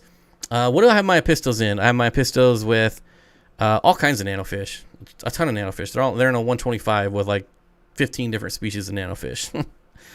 But yeah, generally don't have an issue with Apistos. And in like anything 40 gallon or higher, if they spawn, you generally don't have any issues with the other fish. But if you have, like I said, if you have a pair of Apistos with some other fish in a 10 gallon and they spawn, then you're going to have some issues. Are red and blue Colombian tetras aggressive? Thinking of adding 7 or so to my cardinal tank. So the Colombian red and blue, they can be fin nippers, but generally only when you don't have enough of them. So you could try to get yourself 7 of them. If they're a little nippy, you might have to get like 5 more and maybe round out to about a dozen. And there's quite a few tetras that are kind of nippy when they're not in a big school. Like the Pristilla tetra is that way, and a couple other species are that way, where you just need a good amount of them for them to be comfortable and happy. And because usually when they're nippy, they're stressed. So just get a few more if 7 doesn't work out. But I think the red and blue Colombian tetras, I think they're super underrated. They're one of my favorite tetras. The food I fed my clown loaches is no longer available by Hikari here in Canada. What would be another good food? I have no idea what's available in Canada. I don't know. Can you get extreme? If you can get extreme in Canada, that's what I would go with. I'm not sure if extreme is in Canada, though. I don't know. Hi, Bob. Brian, hey, what's up, buddy? I haven't been around for a while. I work too much. Well, it's good to see you, my friend. What's up, the Steen team? What's up, the Steen team? Not much. Just got our bi-weekly live stream this week. Do you think it is worth adding the female Episto to improve the male's colors in a community tank? Depending on the size of the tank. If you've got like a 3-foot tank or longer, then I would absolutely add a female, and I would also let them spawn. I'm moving my 20-gallon community tank to a 55. I have loads of plants and wood to keep 2 sparkling gouramis. Can I have any other gourami with them in the larger tank? Well, the only gouramis I've ever kept are my dwarf honey gouramis. So maybe there's some gourami experts here that can answer that question for us. I'm definitely not a gourami expert because I just got into gouramis about 5 months ago. No extreme food in Canada.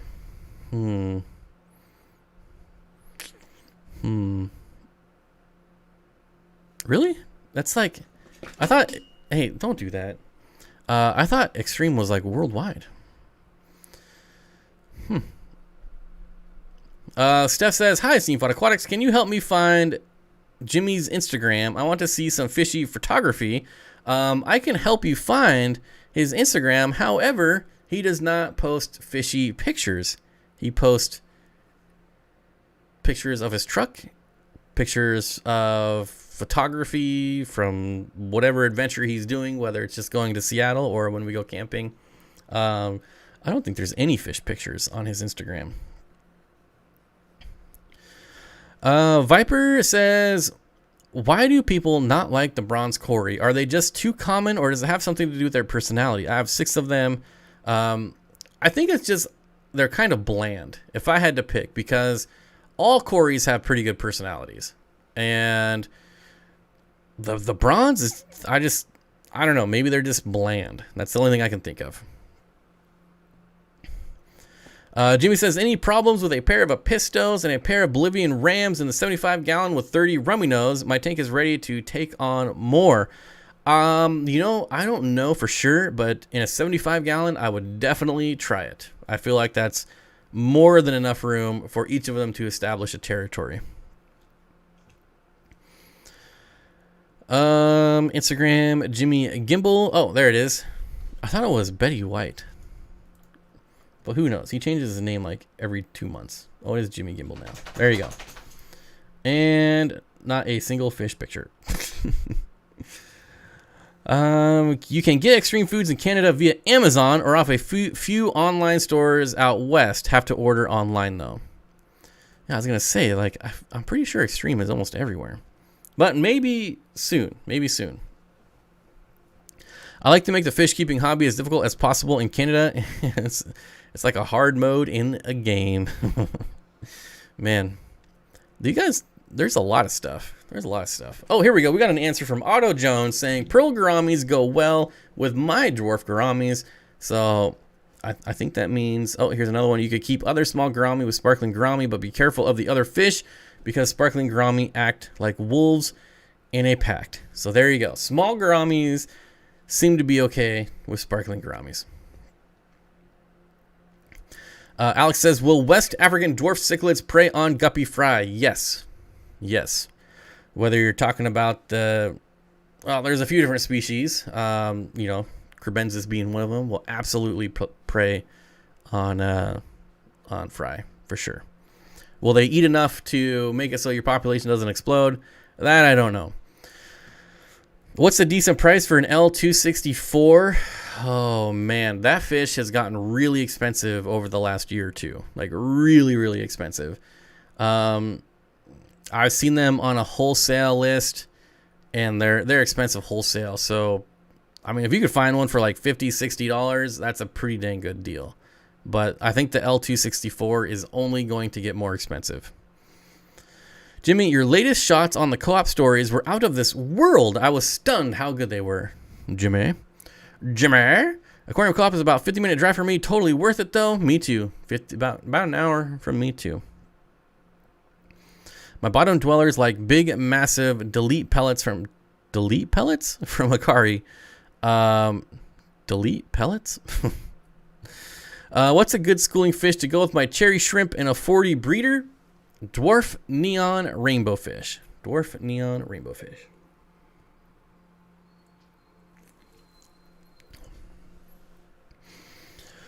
I hope you guys can't hear my dogs crying, but when you pee on the carpet, you get put in the kennel. That's what happens.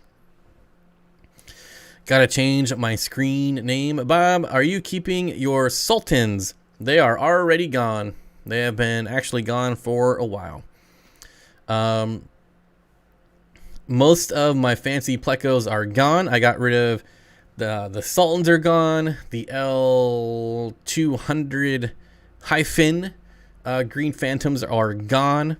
I've got one L397, one L494, one zebra plec. I pretty much kept one of all my fancy plecos. Would Oblivion Rams be okay with some Cory cats and a dwarf rainbow fish in a 32-gallon? I'm not familiar with the measurements on a 32-gallon. If it's a longer tank, then I would say yes. Hey, it's the Zen Ginger. Hey guys, sorry I'm late. How are things, peeps? Things are going great. It's Monday. It's the live stream. Of course it's awesome. And there's like 400 people here. That's pretty sweet. To become a member, thank you. Jimmy, you worry about losing your drone? Well, he's crashed it a few times. Have you heard of the Louse Dragon Loaches? They're at Aquarium Co-op for $29. I thought you said they all sold out. They were in a recent video of mine. I don't remember which one, but they were in one of them. I didn't get any good video of them. What video were they in? Fish ideas for a 10-gallon aquarium. I think that's what they were in. I think I put them in that video, but I don't know. I want to make a Loach specific video, but I need to get some more B-roll. What else? What else we got here? Jimmy, we're about losing your...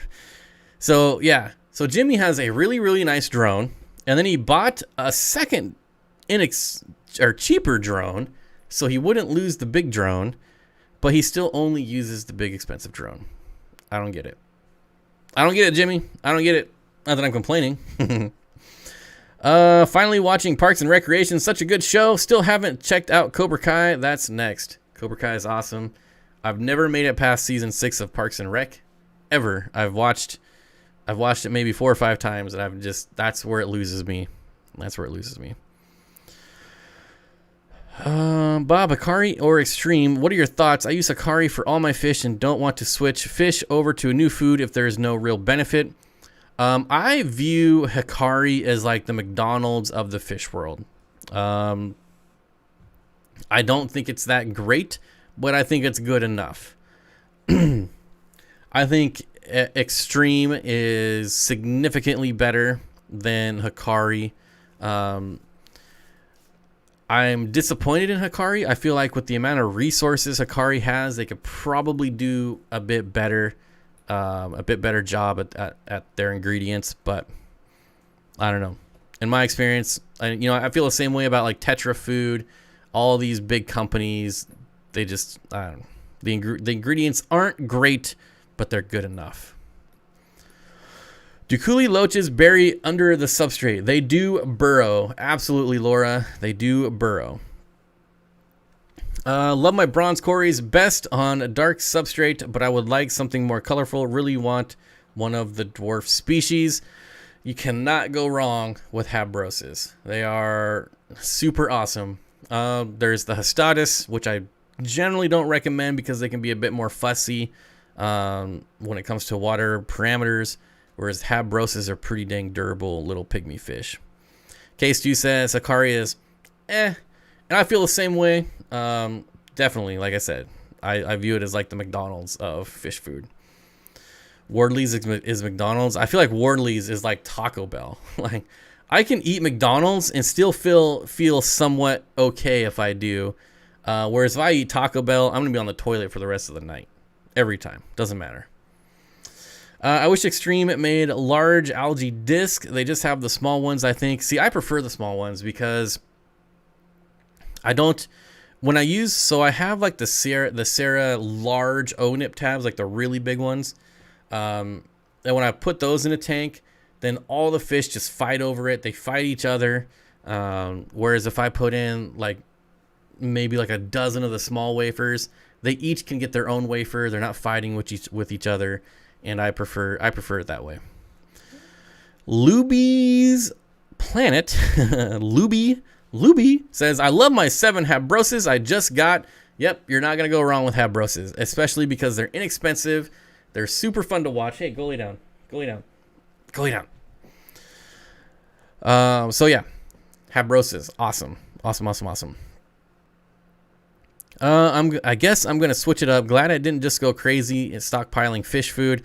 Well, I also don't recommend stockpiling fish food either, because it does go bad.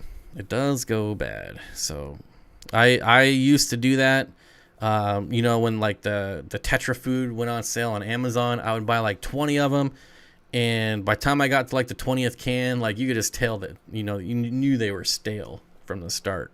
So I try not to stockpile too much, especially, everything's pretty readily available now. Granted, they've probably been sitting in a warehouse for a year anyways before they even make it to me, but still, at least I feel better that it's not sitting around going stale while it's in my possession. But anyways, are Pictus catfish good bottom dwellers? Pictus catfish are good. It depends on what your definition of good is. So the problem with Pictus catfish is that they're very food aggressive in that nothing else generally gets any food when you're feeding your tank. So if you had like a Pictus only tank, I think that would be really awesome. But when you start putting other fish in with Pictus, they're so fast, they're so like just food driven that literally nothing else in the tank gets fed. I have a rescue common pleco that is 24 inches long and would love a large wafer. Well, in that case, I'd just buy cucumbers. Really. Big squashes. I don't know. Let's throw pumpkins in there. The Chubby Guppy says, I go through 6 cans a week. 6 cans a week. Since Extreme isn't easily available in Canada, what other brands do you trust? I use a bit of Omega 1 products. I used to use Omega 1 products. I haven't used it in maybe close to 2 years, so I can't really speak to it. But when I did use it, I liked it a lot.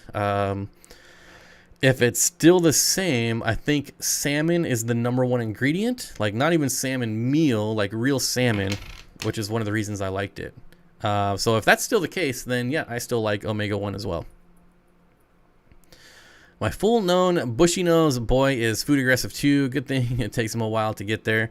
That always amazes me about these plecos. I always watch when I put the... So, where's my cap? Here it is. So imagine this, like, this is like your wafer right here, right? And you have a little pleco to be like, oh, no, it's over here. And then it'll come back this way and come around it. I'm like, no, it's not over there. Then it'll turn around and go this way. Oh, no, it's this way.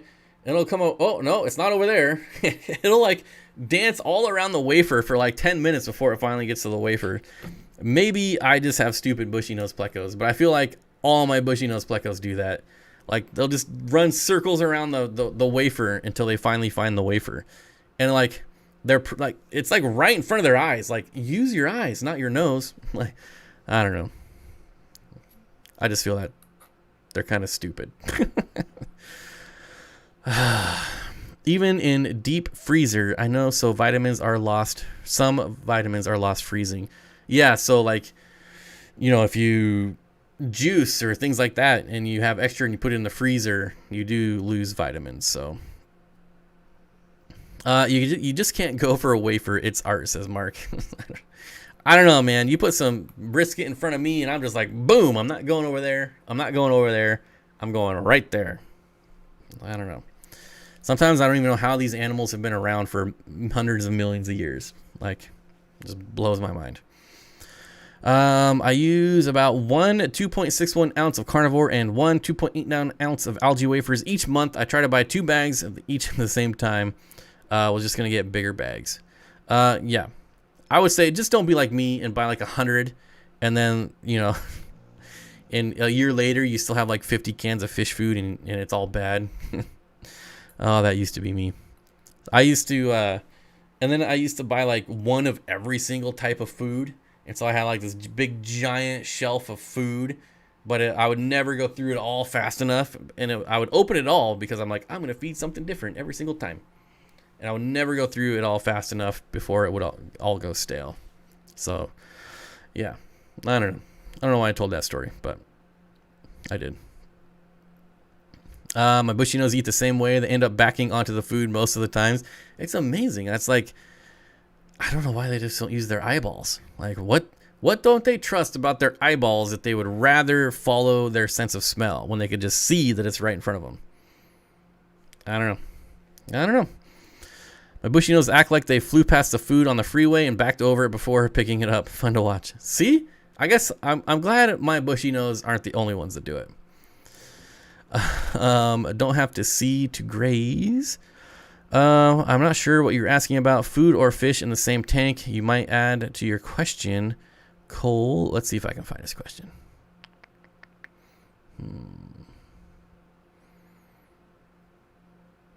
Nope, I don't see it.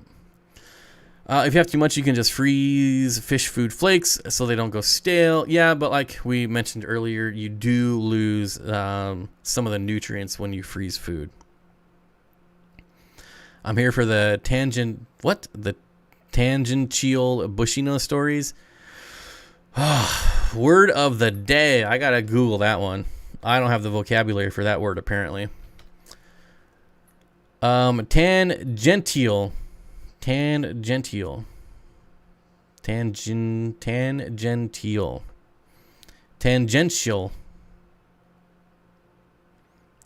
just like tangential.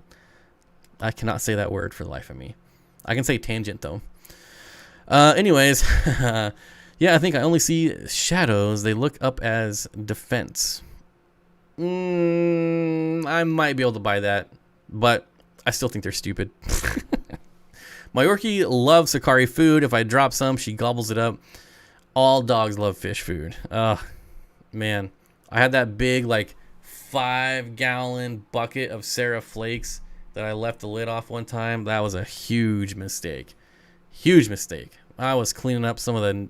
Anyways, moving on. I need to read Feed Your Fish for Stupids guide.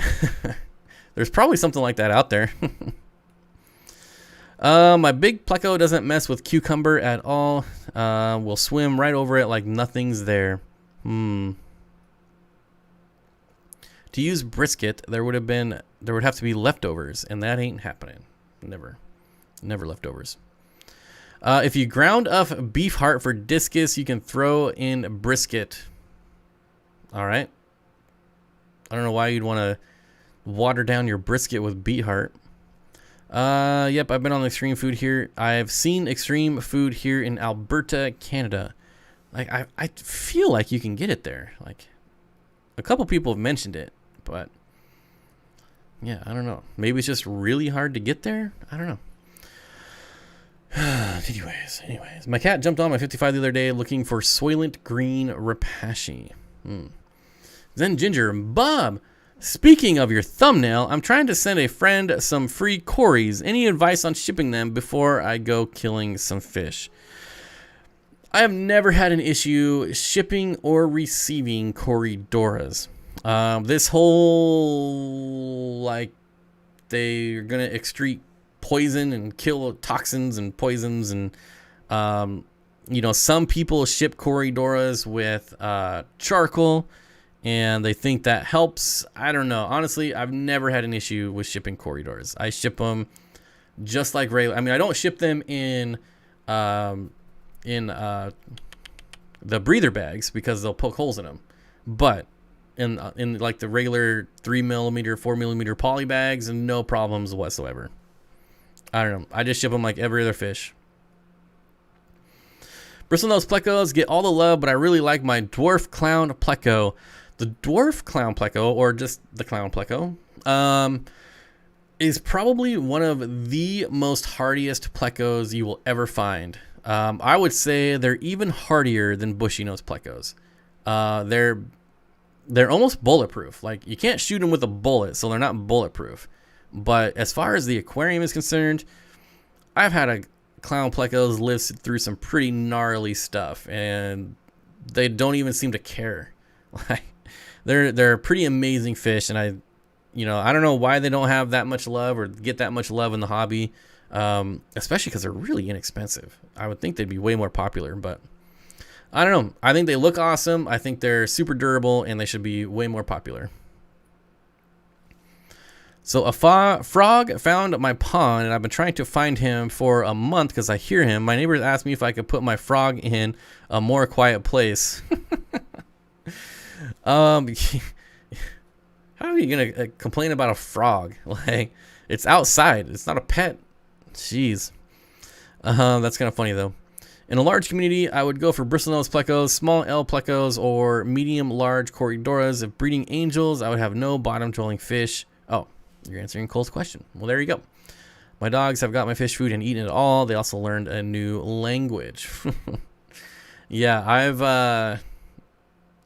lost a lot of fish food and dogs, and it's never fun. Never. Dwarf clown plecos are the poor man's zebra plecos, aka mine. I feel like the L129 Colombian zebra is like the poor man's zebra pleco. I would say a clown pleco is more like a poor man's leopard frog pleco. Jimmy, your neighbors sound special. And Jimmy, can you bring all your crickets inside, in the spring and summertime? Because all your crickets, they're making all kinds of noise out here too, buddy. You got to take them inside. It's just too noisy. Have you ever kept or sold Corydoras pantanalensis? I have never kept that or sold that one. I have a small group of them and can't wait to get more. Let me Google this one real quick. Let's see. Nope, I have never kept this one or sold this one. But they look pretty cool. They're kind of like a bronze, but I'd say look a lot better. I sleep with nature sounds, and it's usually peepers and frogs. Camping, you say? Get outdoors. New video just released. You guys can even leave the stream to go watch that video. I don't even care. It's a really fun video. We always get like these dudes that think they're just like hardcore badass campers, and they're like, this isn't camping. And I'm like, I'm pretty sure this is the exact definition of camping. But, I just delete those people. But anyways, check it out. Oh, $5 super chat. Bacon fund money for the week camping. Just kidding. Love what you do, bro. Thanks for answering my fish query. If you are around Olympia, let me know. Ooh, Olympia. I pretty much only drive through Olympia. I haven't been there forever since I can't fly anywhere. Have you had any luck breeding pygmy quarries? Lisa, I've never tried. Oh, and thank you for the $5 super chat. I appreciate it. I've never tried to breed the Pygmaeus corridora. Although it is on my list to breed. There's quite a few corridoras that I want to breed here in the next year or two. So hopefully. It sounds fun. I'll watch tonight. Patrick's Aquatics rejoining the Steen Dream team. Thank you, my friend. I appreciate it.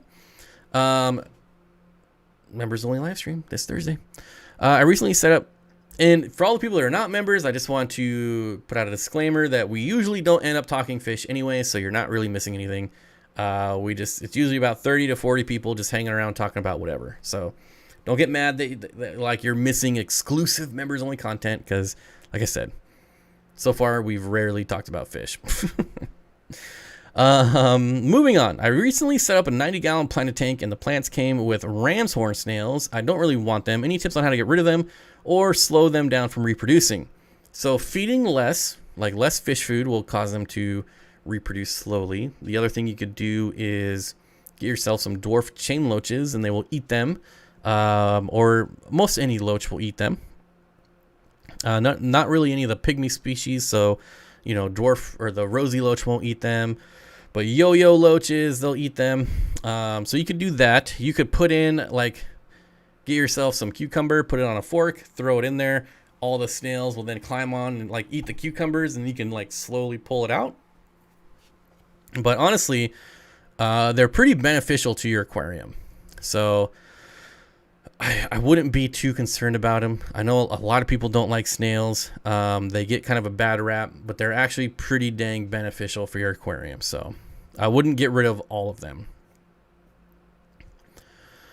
My YouTube memberships are very fluid. I'm in and out of every month. Yeah, I know how that goes. I have a few. I don't really pay attention to them that much myself. We talked about fish for 5 whole minutes last time. Yeah, it's just kind of, I don't know. It's just fun to hang out, less people, a little more intimate, if you will. Pea puffer and neon tetras. If the tank is big enough, you'll be okay. But if you're putting both of those in a 10-gallon tank, probably not a good idea. Fresh aquatics isn't nearite snails not reproducing, and isn't that nearite snails not? Jeff Rose, I have no idea what you're talking about, but nearite snails definitely do not reproduce in freshwater aquariums. They think it's going to be a survival channel. Vote them off the island. Oh, yeah. But it's like, they think it's like some bushcrafting, survival, how to survive in the wild. And here's a real tangent. And Jimmy was nice to this guy, and I was not. But someone was like, that's not camping, ha ha ha. And then Jimmy says, well, check out this video. We're up in the mountains, and it's windy, and we're in snow, and blah, blah, blah. And we're, the tent's broke. And this guy's like, if you're using a tent, that's not camping. And I'm like, how does that even make sense? So, I don't know. I just banned him. I don't, those Billy badasses. I think they're super cool, even though they never leave their bedroom. I just ban them. I can't stand those people. Anyways, Chili Mac Frog. Okay, what else have we got? Neorites don't reproduce in freshwater, but they have, yes, they do leave their eggs on everything, and they're super annoying. That's why I actually don't keep neorite snails, just because I hate that they lay their eggs on everything, and they're really hard to get off. Surviving melting your shoes. Yeah, exactly. It's like, and someone was like, oh, that looks so boring just sitting around. It's like, excuse me for wanting to hang out with my buddies and relax and eat good food. Like, holy smokes. Someone call the police. We're relaxing and having a good time. We're not out being less Stroud and, it's so ridiculous. Like, just calm down, people. Let us relax and have some fun. Get away from the hustle and the bustle. I never leave my living room. Yeah. Anyways, I'm trying not to rant about that, but it's really annoying. Just finished dirting another tank. Plants are looking amazing in the first 2 I did. I can't believe it took me 25 years to get around to trying it again. Yes, dirted tanks are awesome. Super awesome. I've said this before, but I'm going to say it again. My 300-gallon tank, when I set it up, it's going to be dirted, and it's going to be amazing. Just wondering, why did you say you can't fly? Why did I say, what was I talking about? I don't remember what I was, what was I talking about? I don't remember. We got lucky. My nearite for my 10-gallon is definitely a male, so we never had eggs in that tank. My 54 definitely has at least one female, and there are eggs everywhere. Yeah, nearite snails. I'd rather have those pesky ram's horn pond snails, bladder snails that everyone else hates. I would much rather have those than nearite snails. Just my opinion. Flying for traveling, because there's nowhere to go. It's not that I can't, it's just there's nowhere to go. Like, everything's closed. Stuff's starting to open back up though, so hopefully not too much longer. I've been itching to camp. Can't wait to set up on the coast and do some surfing, some surf fishing. Ignore all the lame tents, are definitely used in camping. I know. It was that video where we camped at the state park and we took over that shelter. And people are like, that's not camping. I'm like, I'm pretty sure. I've camped in a motorhome.